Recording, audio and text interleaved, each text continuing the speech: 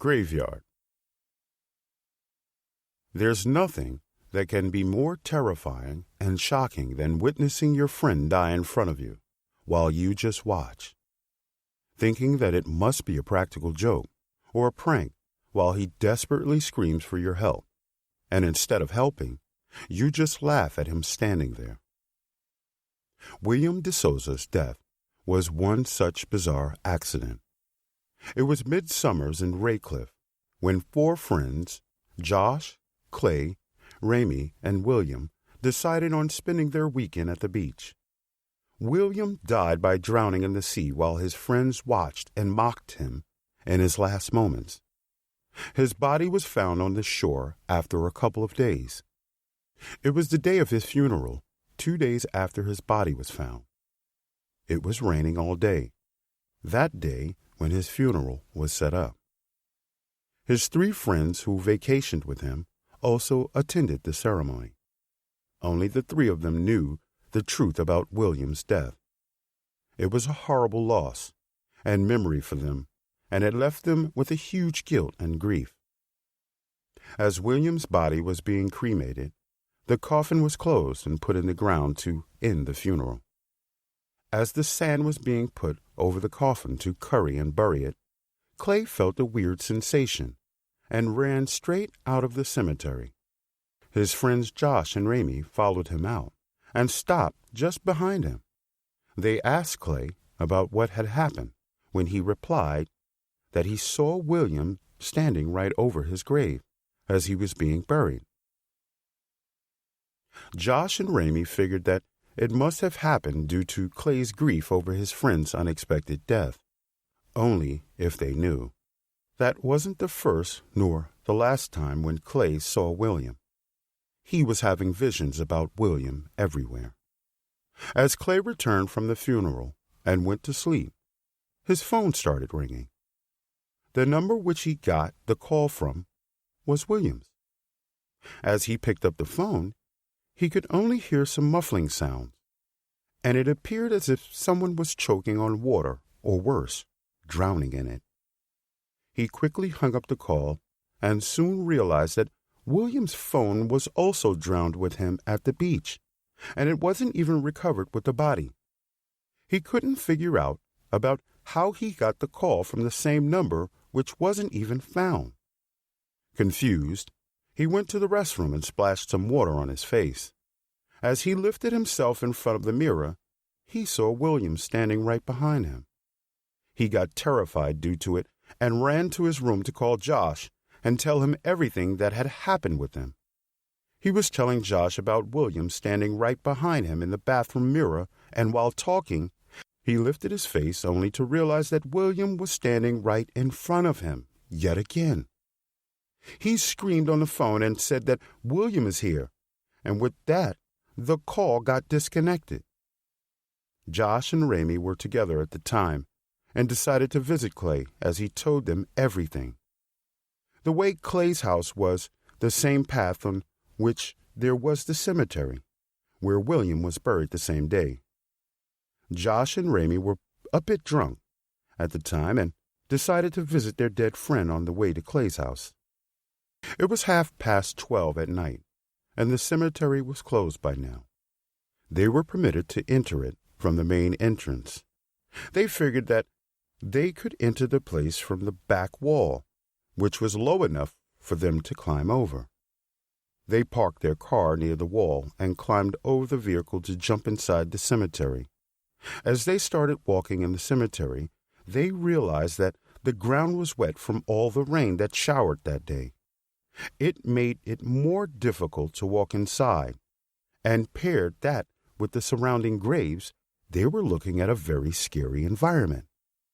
They felt a very weird sensation nearing the cemetery wall, and instantly got really very creeped out due to it, and decided to walk further into the cemetery. As they walked further, they heard a voice from behind. They were about to turn back when they heard a heavy whisper from the back, stating for them to not turn back.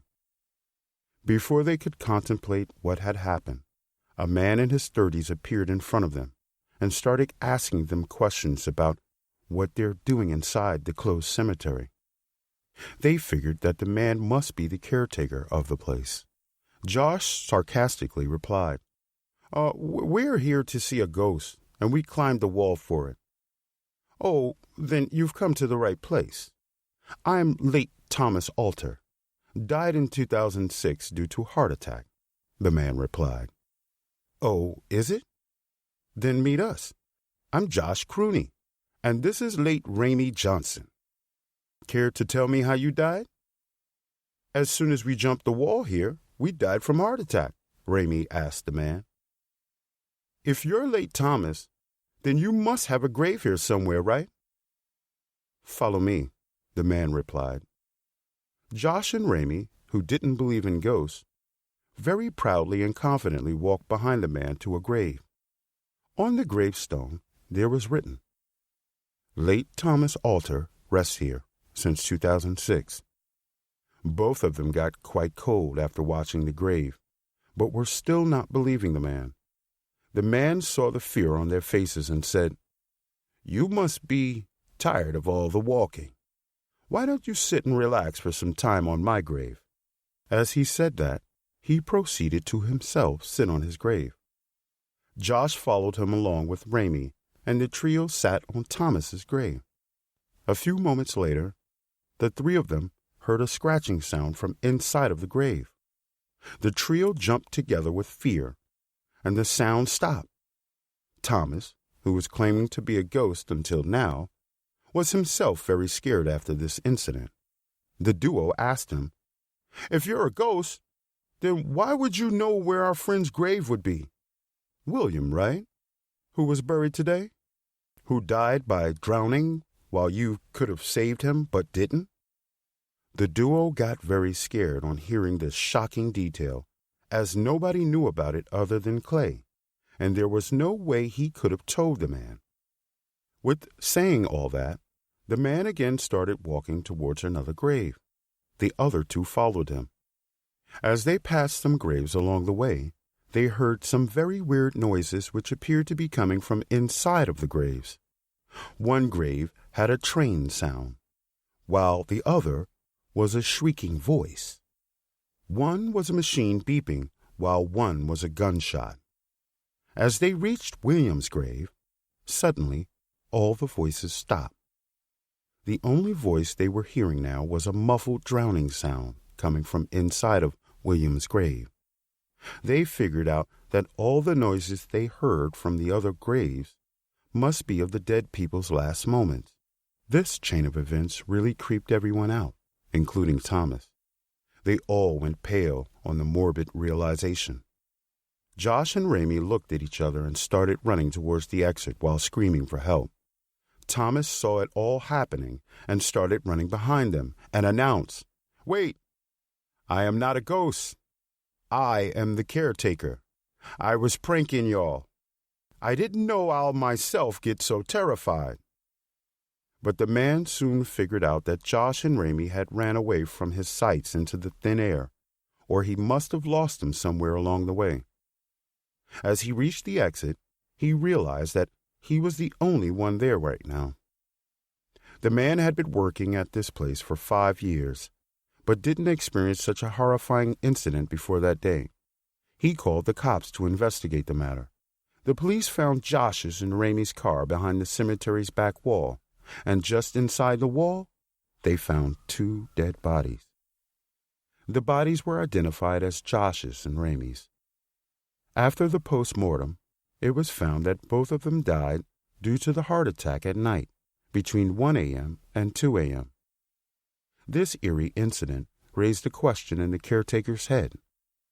If Josh and Ramey had died before 2 in the morning, then with whom did he interact and walk with all night?